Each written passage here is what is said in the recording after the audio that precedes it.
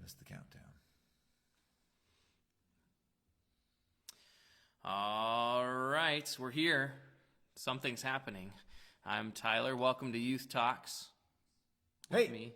And I am Mark over here on the other side of the table. Glad you're here. This is uncharted territory, and the ship of us is now sailing out. And for our 3 subscribers, of which I'm one and Tyler is one, leaving the third, who we're not quite sure, we're excited that you're here. We're going to just take this as a brand new venture and see where things go. Yep. Yeah, clearly we don't really know what we're doing at this point, so we're just we're rolling with it, and yeah, we'll have some fun, and hopefully hopefully you guys are out there connected and looking for something to do as you're sitting at home, not in school and not it's doing strange. activities. It's absolutely right. I mean, we got to do something with kids. I mean, I know right now my daughter is particularly bummed. You know, she loves and enjoys being with her friends, and we've kind of put her on lockdown with truly social distancing. At least, well, my wife has. I don't want to be the bad guy, so I don't really have any measure of discipline in our house. But, you know, that's just how it works. Hey, you know, it's funny as we start this, we were talking earlier about the whole process of what has led us to this spot, because this is not a regular place for us to be here, you know, on tape. Not that I really mind. Actually, it's probably one of my greatest dreams come true is people staring at me. But anyway, so Tyler, thoughts about it, you know, as we got to this process. I mean, you know, what really has led us to this place of making videos? Yeah, well, obviously with all the COVID-19 stuff going on and the regulations that are in place for everyone, we had to come up with a new way to connect with you guys as the youth of Moses Lake Alliance Church and Moses Lake in general. And so, so that's kind of, as we got the news about all these things, we were just trying to process through, okay, what does this look like, and how does it, how do we still connect with youth? How do we still teach them about Jesus? Right. How do we still have these conversations that we like to have on our normal Wednesday night activities and stuff like that? And so this was what we came up with, and so we said, hey, let's roll with it. And so you know, it's been pretty cool. You know, we've gotten together all week long as staff, and it's just brand new territory, because I think so much of ministry is person to person. You know, in this very room where we're at, typically we're looking forward every week to bringing everybody together, putting the kids in the room, and, you know, screwing around, having a good time, and then making that about, you know, connecting it with the Lord, you know, and the bigger message of that. And so that's, you know, what we don't get to do. And quite honestly, the weird thing for everybody is, you know, how long is this going to go on? Yeah. You know, of course, we were laughing earlier. This is kind of fun. So what we've decided later on is when actually everybody comes back, we're just going to sit in the office studio, and we'll just post questions up on the screen, and we'll enjoy the absence of anybody in our life. But I'm kidding, mostly. Sort of. Yeah. Yeah. So anyways, this is, I'll be honest, this is something that I've resisted for a long time. Which is what? With just getting into the social media realm. I've done the bare minimum when it comes to the youth ministries, the Rock and Dunamis and stuff. And so, so why is that? So that's the question for me. You know, why would you actually be resistant of it? Because you're a little younger than I am, probably more than I would like to admit. and most people, you know, at a certain age at this point have just been engrossed with it for years, doing all kinds of things. Is there something, you know, for you, background that is just doing it has been something you haven't really wanted to be part of, or it's been outside of a zone of comfort for you? Yeah, maybe a little bit of both. I think probably my nature is to be more introverted, and to I would rather connect with a few people on a deeper level than connect with more people on a shallower level. And sometimes I feel like social media is a bit shallow. You know, so. I guess I was made for social media, although I haven't used it very much. No. I don't know if anyone's accused me of being shallow. They accuse me of many things. I don't know if shallow is one of them, but. No, yeah, but so that's part of it. But then also, I've seen the way that other people act and the things they post and comment on and stuff, and I don't often like what social media brings out of people. Not that social media is the cause of that, but it kind of just highlights it. And so that's been one thing that I've just avoided by nature. And so that's part of it too. But I think God has a sense of humor, and this whole this whole thing is God's way of saying, all right, Tyler, get your butt into gear and do something with this, because maybe there's some people out there that want to connect through this. So that's honestly our hope. Well, I think so too. I think in the part of it is that, whether we like something or not, and I think back to, for me personally, growing up some decades ago, I think we would have liked it. I think the idea of, because we used to do some of our own home movies on VHS and created our own little mini movies, and we still have a couple that exist back at my parents' house. And I think we would have liked it. I think there's part of it that's very interesting and fun and creative. Young people today and people in general are just doing things creatively all over the place. And you see these amazing videos of what people are doing. But some of the drawback to it, in fact, I've talked with some young people that they in some ways admire or appreciate a few decades back, where there wasn't the kind of pull to have to promote yourself in a certain way. And so I think that's difficult. I think there's a lot of pressure on it, and sometimes I don't think people know that. It's one of the great benefits I have of working with youth is you get to find out what it's like in their world. And for them, I think it's difficult. I think it's interesting and creative at times, but sometimes it's hard, to kind of put a face on all the time. So, but nevertheless, the interesting thing is here we are doing this, and I hope that beyond just the group of kids that we have in our youth group, that they would be able to expand that, and we'd be able to get an audience that would start paying attention to some of the things we're doing. And it isn't, this can be about entertainment, and I hope it is. I hope this stuff is fun and enjoyable for people, and we've got lots of plans for crazy stuff that we can do. But ultimately, I hope that it draws people into a deeper message, that ultimately through all of this, they'll get a picture of God and Jesus that they've never seen. And so that's what I'm hoping for, and I think we should just kind of lean in and embrace it, make a mess, break a few things, blow a few things up, and see what happens. Yeah, absolutely, and that's kind of where I've come to in the last week or so as we've processed through this. Like, hey, let's just do it, and I'll embrace it and get over my own issues or whatever it is that's going on, and well, I need help getting over my issues, so I hope you get over yours at some point in here, but we'll see. I did want to take a moment. I see that we have McKenna on with us, and hi, McKenna. Oh, it's hey, great to absolutely. see you. And then also Debbie.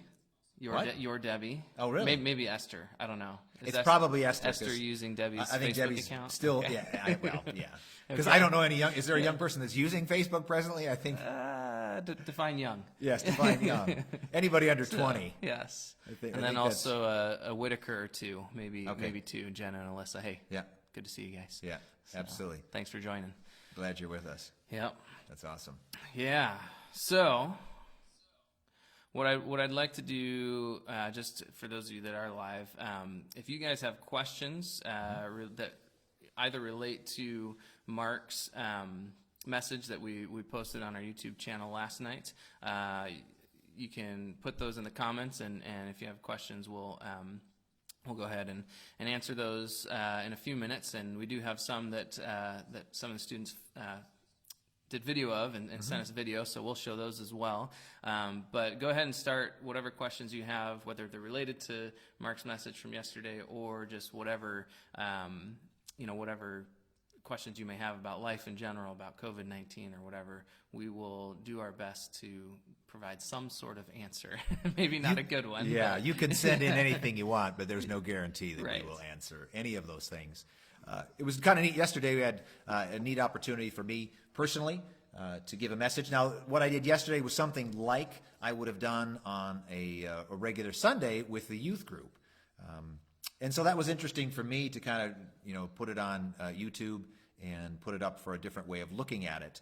So I wanted just to address that a little bit, what we were trying to cover. The idea behind all of that is there's a series that we're looking at in our youth department about storytelling.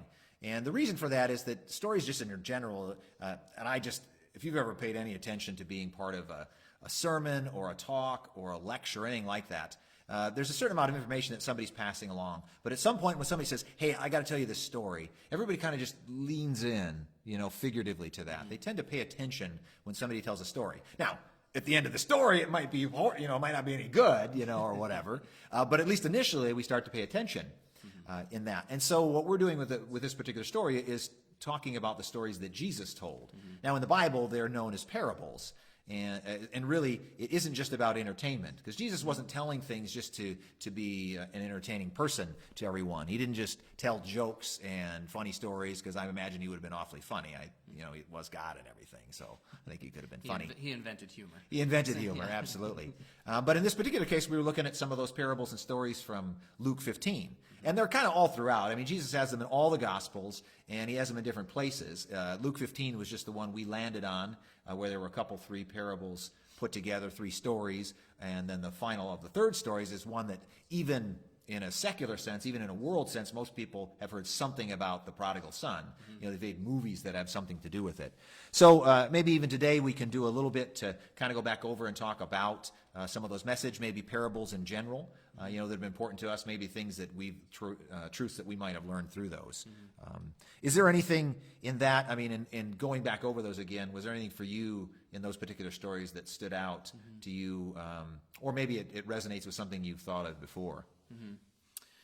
Yeah, one thing that I noticed this time through was really there's the parable of the sheep, the parable of the coins, and then the parable of the prodigal son, right? And in the first two, the parable of the sheep and the coins, the shepherd or the lady that lost the coin goes out and searches for that lost item, whether it's the sheep or the coin, right? And so there's an intentionality, there's a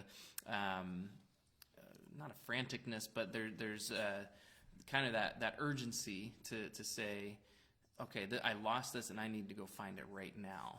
And they move heaven and earth to do so. But then what stuck out to me this time through, which I hadn't really noticed before, was that this, the third one with the prodigal son, the father doesn't go after the son when he wants to leave. He lets him go. He gives him his inheritance and lets him go. Right. Now that's not to say that he doesn't value his son, or just like, fine, good, get out of here, right. Good riddance. But it's interesting to me in that maybe that's saying something about how we are even to seek lost people, and maybe there's times that we do have an urgency to it, where we're going and and moving heaven and earth to try to seek people that are lost, and other times where we just have to let them go. I don't know. Well, I think in the story, part of that immediately comes to mind is in what way do we apply that to ourselves?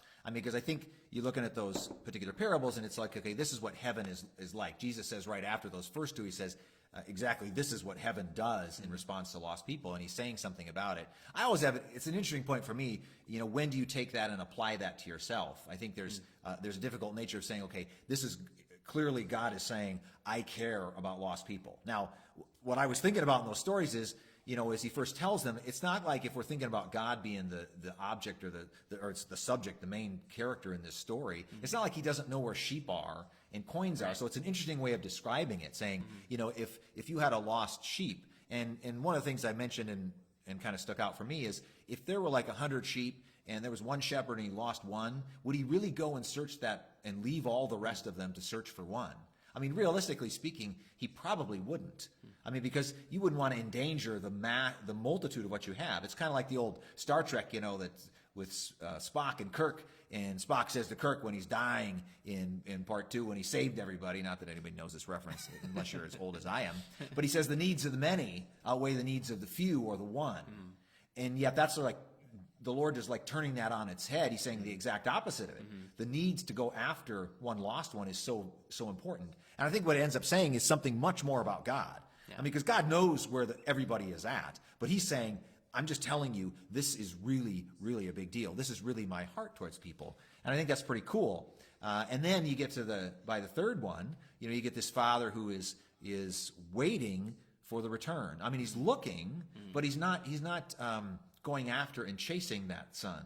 So I think what it requires of me first to do is to say, okay, I don't have just an immediate answer for that. I got to sit on this for a while and trust that Holy Spirit's going to work in my life to bring some truth about God. Yeah. And I think more than anything, I think we need our vision of God just blown up. I think we have made God so small most of the time. We put him in this little box that I can understand him, and when things don't work out and I don't understand it, then we get all frustrated with it. I think we got to really step back sometimes and say, okay, God, maybe I don't understand everything. Maybe I don't have you all figured out, you know? Yeah. Yeah. Well, I guess that makes two of us that don't have it figured out. 'Cause, yeah, that is. And there's certainly the theme throughout when you take all three of those parables together. Right. The theme is that God values lost people. Yeah. You know, whatever walk of life you're in, he values you. He loves you, and he is waiting for you to come home and to be found. And that's kind of I think the thrust of why Jesus says all three of those parables back to back to back. Back to back. Yeah. And when we certainly can do that, because I think that's an area where you could take the message and apply it, is saying, okay, that makes sense for me to say, okay, God values lost people. I think it's a reasonable interpretation out of that to say, or application to say, I should value lost people. Right. I mean, if I want to be like Jesus, if I want to be like my Father in heaven, then I should see the things that are important to him, and I should try to put my focus on making those things important. So I think that's a fair application. Right. Definitely. Yeah. And that is one thing I love about Scripture, too, is that there's so many layers to everything. You can go through and find different things and different layers each time you read it, you know, of different truths that come out, you know, and the Holy Spirit does, I mean, he enlightens our minds in that way, and he opens our eyes to those things. And so it's really, that's one thing I love about God's Word, is that it is living and active, and we have that, you know, when the Spirit is living in us, we have Christ in us. There's a continual illumination almost as to the truth that comes from Scripture. So, but I think the issue, at least in part for me, is that people of the world, or even some people in the church who are regular church goers, feel like they've looked at the Bible once and said, well, I got it. You know, I read the Bible. I mean, I've heard that before from people. Well, I read that. And the reality of it is, every time I go back, it's something more. There's something more to that. And I think that's such a deep spiritual concept that you got to kind of let your mind grow to that a little bit, that an actual words on a page could mean more and more to you over time. So anybody that's out there, you know, that thinks, hey, I read the Bible, looked at once, that didn't necessarily make sense. I think there's a lot more than you're given, that you're giving the ability to, you know, to see in that you've got to be willing to expand a little bit your perspective on the whole thing. Yeah. Cool. Well, what do you want to keep talking stories and parables here a little bit, or do you want to get to one of the questions, or? Well, we can certainly come back to them. I mean, there's lots of parables and stories and stuff to do in there. You know, maybe if somebody has got one on, you know, a particular story or a message or something that they've read that's been interesting or maybe hard to understand, that might be nice to hear. But yeah, if there's something we maybe want to pull somebody up and take a look at, see what they have to say, that'd be great. Yeah. Well, then let's go ahead and do that. Our first question comes from McKenna DeShop. So thanks for sending that in, McKenna. Yeah, absolutely. And let's go ahead and play her video here and let her ask the question. So the thing that really stuck with me was when Mark said that you don't have to be fixed to be found. But my question is how do we bring that to the rest of the world? Because sometimes people think I'm so messed up, God could never do anything for me. I've messed up too badly. How do we bring that to them and show them that that's not the case? That's a good question. She's talking about, you know, what I had said yesterday, that you know, you don't have to be perfect to be found, but some people feel like they're too far gone in their life, that God couldn't really, you know, have a place for them. And at least in part, you know, that idea is pretty prevalent with people. I would just open by saying, first off, most of the time with people, you know, we have notions of God that we have created for ourselves. I think most of the time when you're talking to people, you know, we have made God in whatever image that works for us. So I think there's an understanding, first off, that's okay, because people outside of time spent in the Word and growth in their faith are going to have lots of notions about it. They're going to, I think, at least in part, approach a question like that, okay, this is how people would see me. And they end up making God something like the people around them. I don't know if that makes sense, you know, if you connect with that. I mean, at least that's a starting point for thinking about the question. But she's really asking, you know, how do you approach people when they feel that, you know, I'm just too far gone. You know, the God of the universe couldn't do that. You know, I have some thoughts. I mean, I think if we understand at all what Jesus accomplished, what redemption is really about, then that maybe wouldn't be so bad. But any thoughts about that? Does anything come to mind as you think about her question? Yeah, certainly, and I think I do. It's a great question, McKenna. So thanks for asking absolutely. it.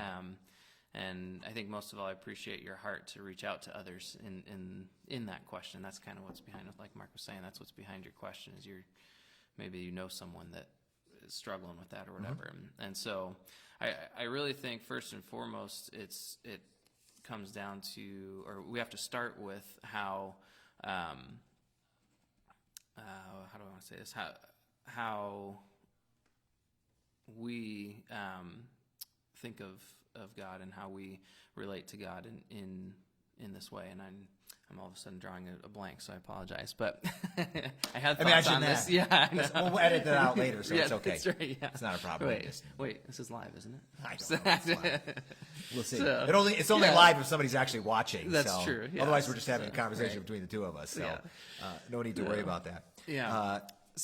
Well, I think the part of it is, you're thinking about how to reach people in general. And I think part of it always is, we can make it as complicated as we want to. We can put as much of reaching people with the gospel and saving them, we can put that all upon ourselves. And I think people do that all the time. But I think as soon as you do that, you've missed the whole point. The point isn't necessarily what I could present or what I could make anyone understand. The gospel, right? I mean, Paul himself said that the power of God is the gospel. The power of God lives in the gospel itself, in the message. And I think I've always, maybe in part, struggled a little bit with trying to get a handle on that. How could words like Jesus Christ was God in the flesh, he came to earth, he lived a perfect life, he died on a cross, and he rose again to pay the price for my sins and the sins of the world. Okay, those are just words, and we see them written down. And yet, Paul is saying in the Bible that that's actually the power of God. So I think part of it, McKenna, I would think that we need to make sure that we don't have to put ourselves in the place of convincing anyone of anything. I think what we have to do is point to the glory and the power of God. And if we turn the focus maybe from what I could explain or how I could convince somebody, of how great God is, to pointing out and saying, okay, this is what the Scripture says. And our job is really to point out what the Scripture says and allow the Holy Spirit to actually do the work in somebody's life. That moment when we look at the prodigal son turning back to his father, that's kind of that aha moment in his life. But where does that generate from? And I think in part, in a biblical sense and in a Christian sense and an understanding of the Bible, God is actually doing something in people's lives to bring them around. Now, I know that if somebody's going to tell you that stuff, that's going to be hard at face value. Even if somebody argues with you about the truth of it, it's going to be, well, how do I convince them? And at least in part, I'd say, okay, stop trying to convince them. It's not really your job to convince them of it. Right. It's merely your job to be a mouthpiece, to stand a witness, as it were. Yeah, and that is good, because it's it's just being faithful to what God has asked you to do, and we, like you're saying, we have no power to convert people of our own accord. That is something that only the Holy Spirit can do, and so how do we help others understand that they don't have to be fixed to be found? Is first of all, I think it comes down to the way we interact with them, and our own actions, our own mindset of how it how we live that out ourselves. And so there's the way that we present ourselves. If we act like we're Christians that have it all together, we're good people that don't do anything really bad, and we go to church every Sunday except when COVID-19 is happening, and then we don't go at all. Right. You better not be sleeping in, by the way, right? Just 'cause it's, That's right. I I shouldn't say that because I know. It's 4:30 right now, so hopefully they're awake right now. Yeah, I got a son in college that's home, so I'm not sure if he's actually awake yet or not. So yeah. It's all right, Sammy. I love you, buddy. You can sleep as much as you want, so it's cool. Yeah, but if you present yourself and act like you've got it all together, then everybody that's not a Christian that's looking at you is going to think, oh, that's what I have to be in order to be a Christian and to know God. But if we're honest, and we have when we make a mistake and we go apologize to that person, we own that mistake and we say, look, I messed up. I'm not perfect. I'm sorry, Right. and go through that process of reconciliation. I think that's a big way that people can see that, hey, I don't have to be fixed to be found. I don't have to have it all together in order to come to God and have a relationship with God. Right. I think some of that, though, speaks to the power of our testimony. Now, it's not my testimony or my story of coming to Jesus that actually saves people, but I think the power of sharing that and being honest and open about who we've been in the past is a way to break down barriers and, things that people might have previously thought or things that keep them from it. I myself personally don't really like to tell people a lot about the life that I have lived prior to trying to trust Jesus and to follow after him. I mean, I've been involved in lots of things that I would look back on with a certain measure of regret. The reality is that most people do. Again, I'm not going to make another movie reference because, well, maybe we will. We'll see how this show develops. But one of the movies I like, there's a reference to that of someone looking back. It's an adult daughter and her older father, who are trying to reconcile and they haven't, and the mother speaking to her daughter about her past, and she says, everybody looks back with a certain measure of regret on the past. I mean, we really have to, because there's almost no circumstance. I mean, everybody you talk to, if they start telling your story, I'm always amazed. People open up and they tell you what actually has gone on in their life. I'm thinking, okay, man, I've been blessed because I had no idea that you've been through that. There's some hard things that people have. And I think the power of our personal story is telling the struggles that we have. But the glory in all of that is that it's changed. It's not the same. It's not that we somehow are perfect and we do everything right. It's that we are now in a different place. The life that I lived, the choices I make different ones now, not because that's what gets me right with God. That's not what makes him love me. But those choices reflect a desire to honor him. I start to see the more that I seek God and follow him, the bigger he is, the more glory that's associated with him. And when I see that makes me want to live differently. But I always want to live that life and walk and tell my story in a real way. I don't want to sit there and glorify the past and talk about what I did. Oh, that was great. I want a great testimony. Oh, I messed everything up. But I also don't want to forget that and say, okay, yeah, I was that once. But the Bible tells us, and we're admonished by Paul to remember, you were once those things, but you're not those things anymore. But that doesn't mean we don't want to take people that are in a certain place and bring them to a place of peace and joy in the Lord today. Yeah. So hopefully that helps a little bit, McKenna. I don't know if we really answered your question, but I don't know. I didn't make any promises, so we'll see. You can bug us later, although we may never see you in person, so you'll have to send us another video question. It'll be 2022 before we actually see it in person. So, I hope it's not that long. No. What's life? We've got other things to get to, but is life any different for you with COVID-19 in your life? I mean, yeah. Do you guys everything's probably perfect at home? You guys are just having a great time. It's great. We've got a toddler, and you're stuck in the house. I'm sleeping well, and so I'm really happy and everything. And so, is that you are sleeping well, or you did? No, it was sarcasm. Okay, all right, just checking. I'm just checking. We're trying to be honest here, mostly. Yeah.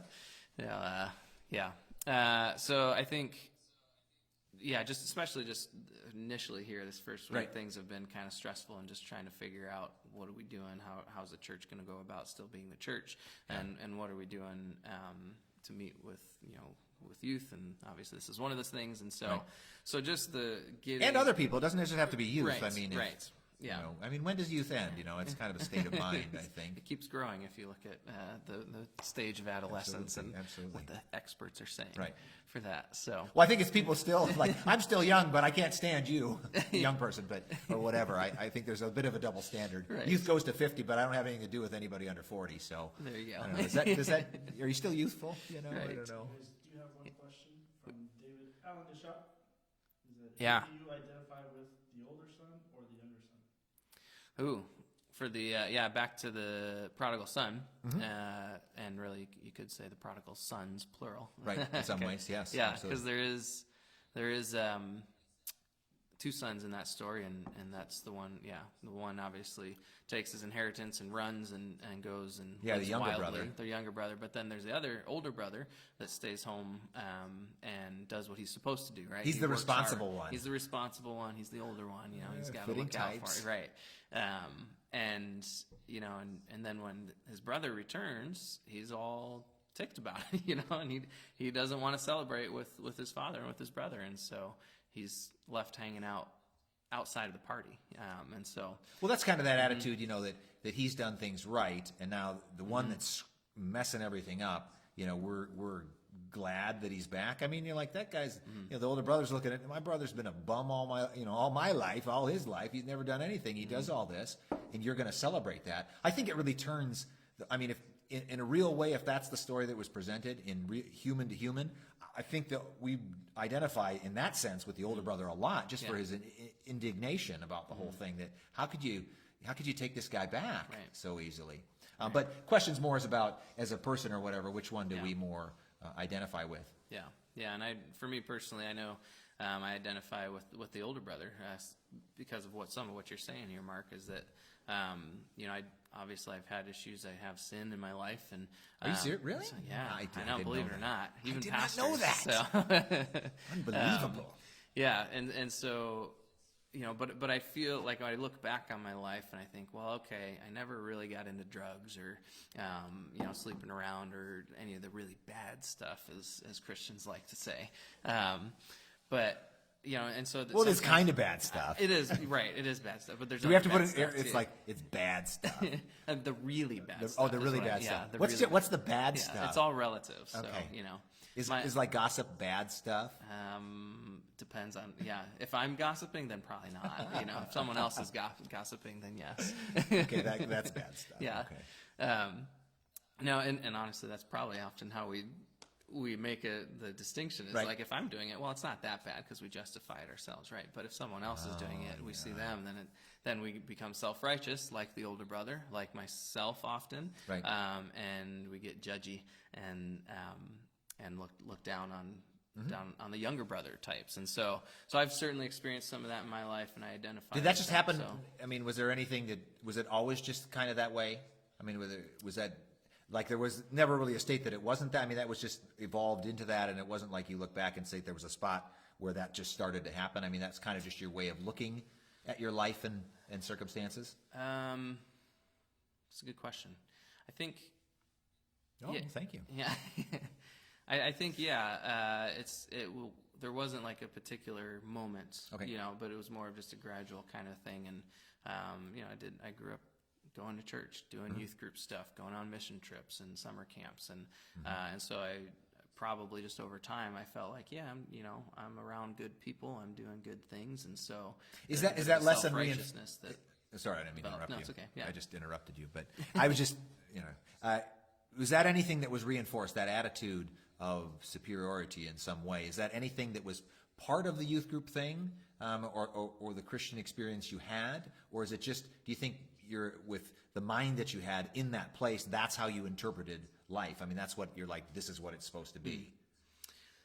Yeah, I think it was probably just more in my own thinking than anything, and obviously, within the church, within my youth group, people would say, hey, I'm glad you're here, and glad you're participating in these things. I think it's good for you, and so but there wasn't anything that I can ever remember that was intentionally kind of building on that pride, that self-righteousness, So I think a lot of it just kind of was in my own thinking. I was like, yeah, this is what normal people do. This is what good Christian people do, even, and read your Bible, you pray, and you go to church, and so you check those off, and you're a good Christian. So So you got older brother was more just naturally the spot you fell into, right?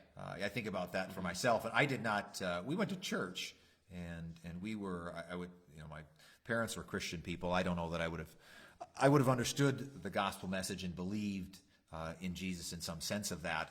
I don't think that was anything that was really, it wasn't really that important in my life. And so I did not go hardly at all to any sort of youth groups. I just rarely, there was just once or twice. And it's helped me, and interesting, not that helps you not to go, but it has helped my perspective of people in youth group as they come. Because the few times that I went, I think most of the time, especially in high school, I went to a couple of different events, and people looked at me and they saw me as one kind of person. And then they would see me there, and I think back to it, I didn't really have any of those people approach me about showing up there.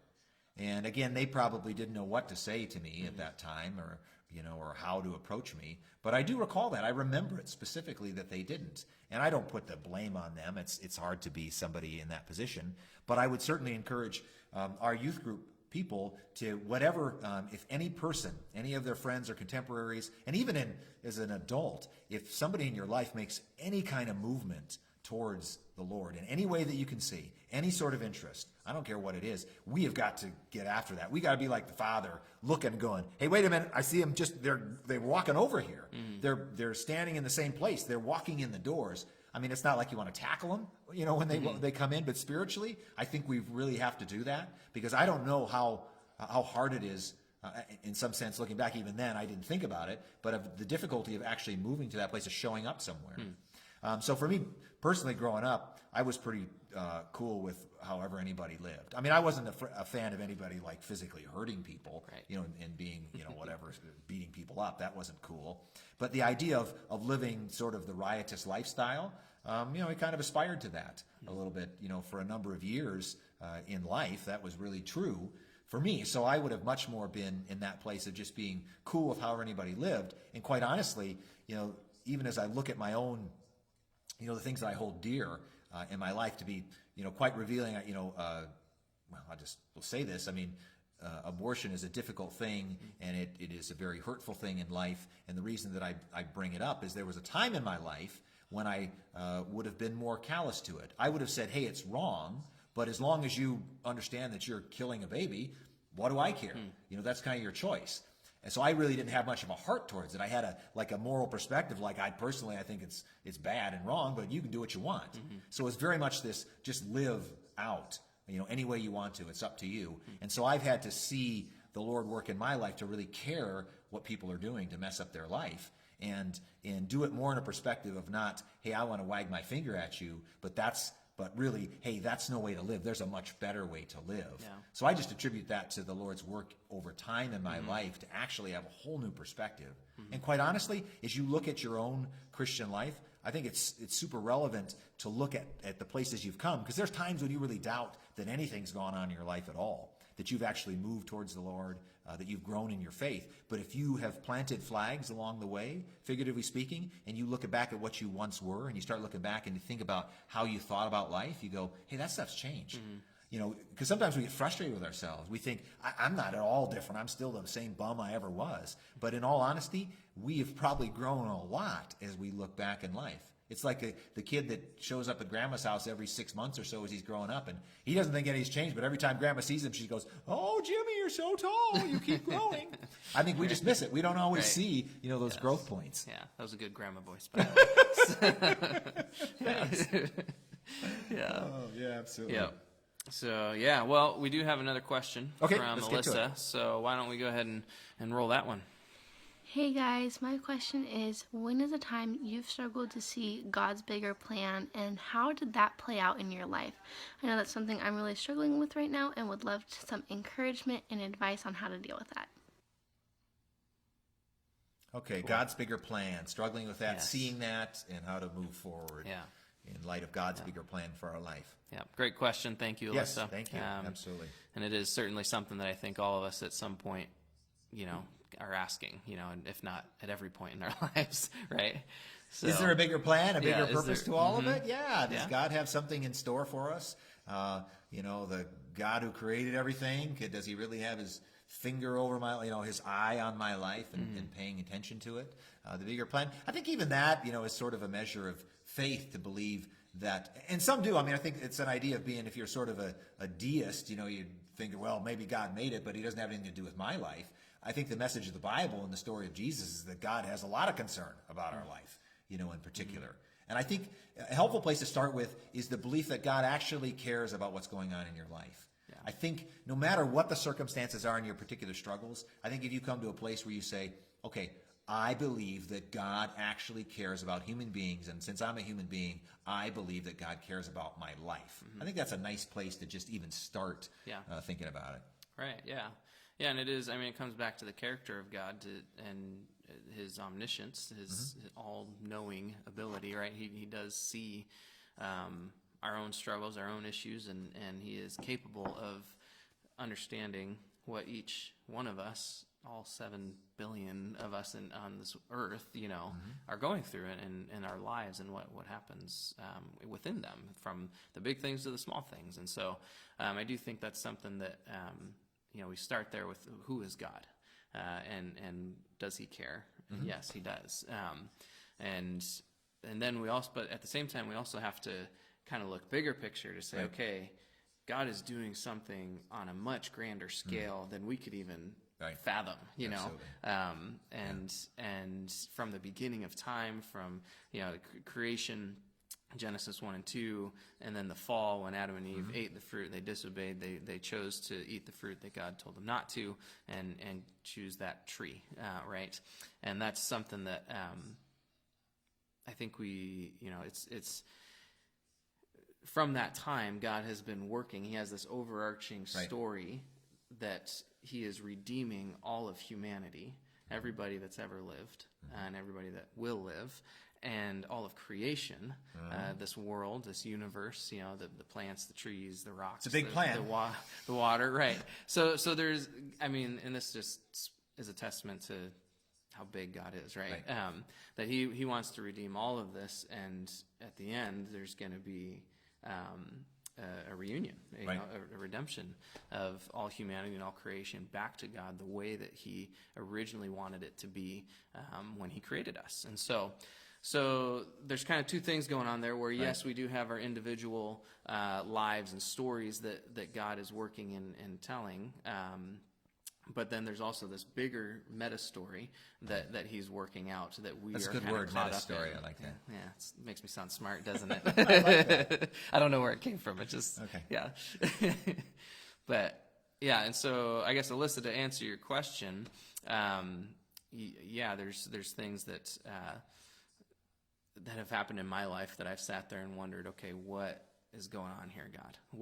What is it that you are doing, because I can't see it in this moment? And one of those instances was actually not a couple years after I had graduated from Simpson University, and I went back to the church that I grew up in Southern California. This was the church that I attended youth group in, did mission trips with, and really had it was great for me. I really grew a lot in that youth group, and so I got to go back and work for that youth group, and do kind of a extended internship of sorts, where I was there for 2 years. And it came to a point where, that my time there had ended, and I didn't realize it. But the youth pastor at the time called me into his office and said, "Look, Tyler, basically we're going to end your time here. You've got this amount, a couple months left of pay, and looking back, I didn't feel at the time, but looking back, he was reassuring and saying, like, you can do this on your own. In other words, you can go out and be a youth pastor on your own. You don't need to be under me or in this setting anymore, because you've basically learned everything that you can learn here. Now, I didn't see that at the moment. That was probably a little scary when he says, right. "Hey, Jack, hit the door." Right, man. yeah. Hit the bricks. Right, yeah, he wasn't quite that. Sometimes you just got to pull the Band-Aid but off. That's what he was saying. Right, and it was a ripping off of the Band-Aid, and it was something where it just kind of blindsided me. And looking back, I can say, okay, I probably should have seen it coming, but in the moment, I didn't, and it was painful and it was hurtful. I was like, okay, God, what in the world is going on? Right. This youth group is pretty much all I've ever known, and so now what? Right. What happens now? And so it was that one of those moments, Alyssa, where I felt like, okay, God, what's going on in this part of my story here? What are you doing? And I was faced with the same question you're asking, of like, okay, do I just try to go and do things my own way and figure it out myself, or do I trust that God is in this somehow and that He's going to bring some good from it? And ultimately he did, because not long after that, maybe 6-8 months or so, we ended up here in Moses Lake. So so that was kind of a cool thing to see how God worked that out, how he used my experience in that youth group and doing that work to kind of prepare me for coming here to Moses Lake. So I think somewhere within those stories is the idea, whether, God's going to lay it out for us. I think there's a great desire all the time to kind of have stuff spelled out in lights. Lord, can you just write it out for me what you want me to do, or what's going to happen? And I don't know why that's such a natural thing. I think that happens to most people, that especially from a Christian or a God follower in some way. You're like, okay, God, you got this big plan, so tell me what I'm supposed to do. Although interesting enough, that goes against most of our instincts. I mean, nobody really likes to be told what to do in all of that. And it's just interesting as you look at your life play out, even as we ask those questions. I think so much of it has to do with just the asking of it and the humbleness before God to just say, hey, God, I don't know what's going on. I'm out of control. I'm afraid. I'm scared. And I think what God would have us do, I think sometimes there's this desire for it to be played out as if there's just one thing for us to do. Like, I got to do exactly these things. And I don't know that that's it at all. I don't know that it's ever about just saying, okay, there's exactly one thing you have to be doing, as if that's going to be the answer to everything. And if you miss it, you missed it. You missed your purpose. That's not right. Well, and I think it fits to all this stuff. I mean, I don't want to get into necessarily of who we're going to marry and whether there's exactly one person, because there's a bit of debate to that in relationships. But you think about ultimately as we make choices for work and what we're going to do, I think we're made in a certain way. And for me personally, it was very, I don't know if easy is the right word, but I had a desire often to help people take steps in their life. And we'd have conversations, and then I'd point out and say, you know what, you have a desire towards something, why don't you keep going towards it? And they're like, yeah, but I'm kind of here, and that requires me to change something in my life. And I go, yeah, but you think you're going to be more happy staying in this situation? And at some point in my own life, I had never really taken that advice. I had always been hesitant to kind of step out in faith, I guess, and take a risk.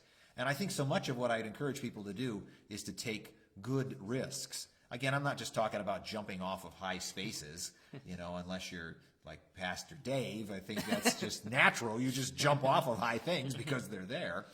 But I think, sort of figuratively speaking, taking risks is part of life. Because as you do that, as you step out and say, well, I'm going to try this internship. I'm going to try to get a job in this particular place. I'm going to take a chance over here. We begin to learn about ourselves. We begin to learn what it means to trust, to trust in God. And I don't think there's, really a point very often in this life where even after something is done, where God is going to speak in an audible voice and say, yep, that's exactly what I wanted you to do. I think there's some assurance and there's some peace, because I think the peace of God is kind of a different thing. It's like in the midst of whatever I'm doing, I'm not freaked out. Yeah. And I think if we offer that kind of thing to people, we're offering something real. When we say, okay, it isn't about following God and getting everything you wanted and having a perfect life, but as you live life, you are at peace. You have a calmness and a contentment in you that is attractive. And I think when you think about what is the fragrance of a Christian, that is something that would draw someone else, I think it is that. Yeah. It's to have peace in the midst of storms. Yep. And, right now we got storms all around us. Yep. People are freaked out. I mean, I'm at Winco and there ain't no more toilet paper. I ain't got no toilet paper, man. What am I going to do?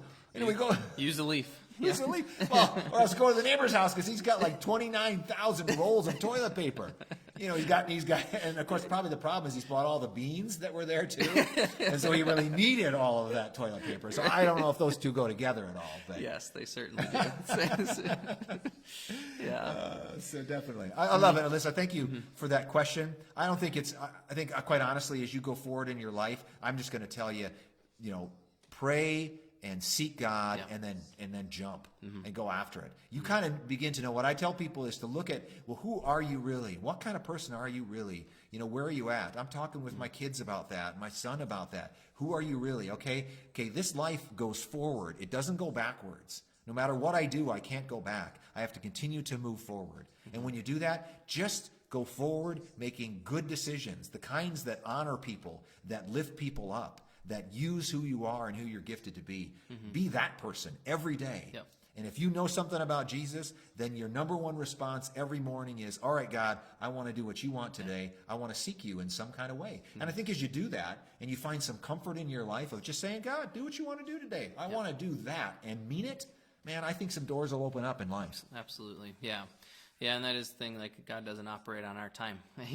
We wish he did. I wish he did, but it is so much about just waiting on the Lord and trusting that he's doing something and he's going to lead you and guide you moment by moment every day, And so if we can get to that point where we trust the Lord in that, which is not easy, I still struggle with it, but but that's where we often find that sense of peace, know, and that's what is attractive to other people, because they don't have that peace, No, I don't think people have it. I mean, even today, we were talking earlier, I was just reading about the government's probably going to send us some money. Hey, which is, right. Hey, sometimes it ain't bad to get a pastor's salary, but anyways, I mean, that's like the case there where you've got people that are just in a panic mode.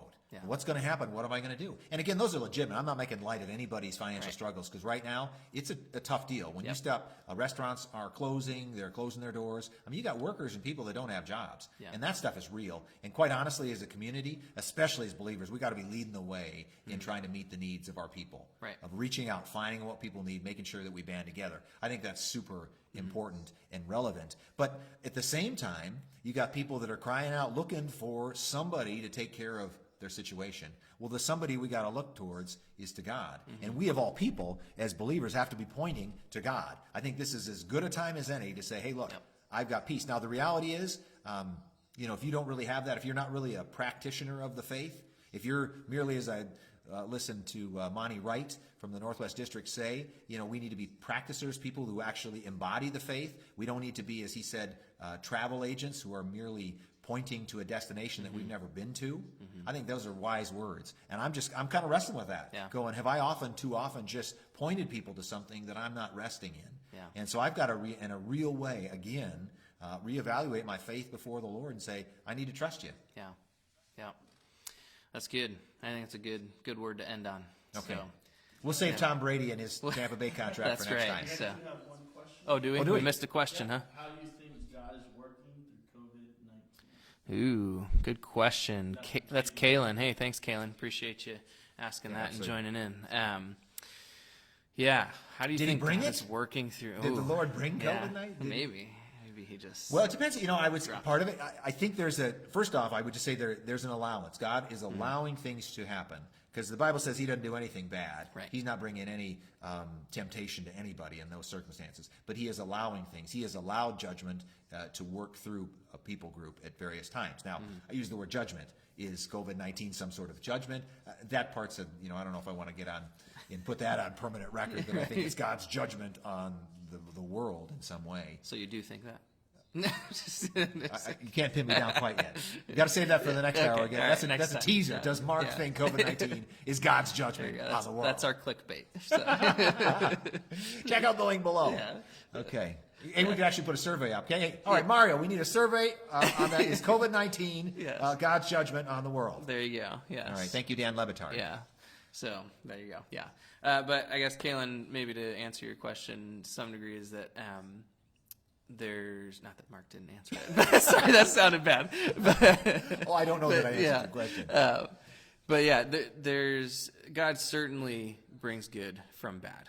We see that over and over. I think of the story of Joseph in the Bible, right, and how he ended up saving the entire nation of Israel because Joseph was thrown into prison and beaten by his brothers, sold off as a slave, and God used that to bring good. And specifically for COVID-19, I do kind of see how we are. As Christians are banding together, churches are coming up with creative ways to help meet people's needs in this time. And we're even talking about, as a staff here at Moses Lake Alliance Church, how do we have people, how do we get people the groceries they need and the supplies they need that if they have difficulty getting out of their house. If they have difficulty getting out of their house, or maybe they're in a more vulnerable age, and so they don't want to go out, and so how can we do that? And so we're looking at some options for that, and that's something that honestly, if maybe some of you that drive are able to go do some grocery shopping, get in touch with us, because we'd love to get you connected in that for those that need it. So, Yeah. and there's ways like that Right. I see the church, not just our church, but the church across America, across the world, stepping up into this opportunity to really be the hands and feet of Jesus, and reach out to those that are in need. So it's pretty cool in that sense. Yeah, I don't think it's so much a question really of did God do this specifically. I think it's a thing that's here, and I think the response is that we have to do something with it. It's kind of like, the Assyrians or the Midianites are at the door of Israel. Okay, they're there. All right, God, you're going to have to do something. So COVID-19 is here. It's around us, and we need to respond to it. We need to be there for people. We need to, in some way, see how we can creatively care for people and share the good news of Jesus, just like we would in any circumstance. I think trouble, more than anything, when it comes, opens the door for people to be open to the gospel, because the things that they built their life on, the foundations are shaking, and they're not sure, and they are scared. And we of all people. Now again, if we've always just pointed to faith and not actually have it, then it's time a reckoning in our own lives to grow firm in the root of faith in Jesus Christ. If that's not been your place, then that's somewhere we've got to grow. Because when we grow there, then we have the opportunity to kind of spread those branches and gather up people unto the Lord. And I think that's exciting. So I think hopefully this is a time that good things can happen. And I'm grateful even for this. I mean, for this thing we're doing today, that we're starting some of these new things that will continue to go out, and the gospel will be spread in a new way that it never would have without it. So even from bad, the Lord can make good. Absolutely. Yep. Yeah, and that is a promise, so that we get from Scripture. So cool. Well, I think I'm not missing any more questions there, am I, Mario?